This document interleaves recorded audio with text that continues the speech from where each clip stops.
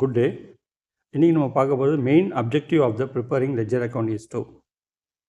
இப்போது ledger account prepare பண்ணுறதுக்கான முக்கியமான காரணம் இதில் 4 ரீசன் கொடுத்துருக்காங்க. இதில் கட்டாயமாக ஒரு ரீசன் தான் ஆன்சரு. பட் இதில் எல்லாமே சிலது விஷயங்கள் அடங்கியிருக்கு அப்படின்றத பார்ப்போம்.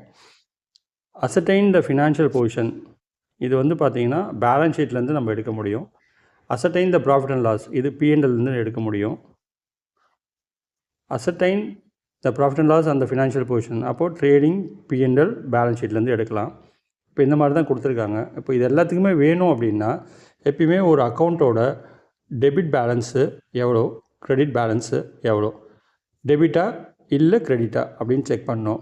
இது கட்டாயமாக நம்மளுக்கு லெட்ஜர் தான் தேவைப்படும். அப்போ அந்த லெட்ஜரில் என்ன பண்ணுறாங்கன்னா சம்மரைஸ் பண்ணி ஈச் அண்ட் எவ்ரி அக்கௌண்ட்டில் டெபிட்டில் பேலன்ஸ் இருக்கா இல்லை க்ரெடிட்டில் பேலன்ஸ் இருக்கா அப்படின்றத செக் பண்ணுறதுக்காக மெயின் ரீசன் இந்த லெட்ஜரை பொசிஷனிங் பண்ணுவாங்க.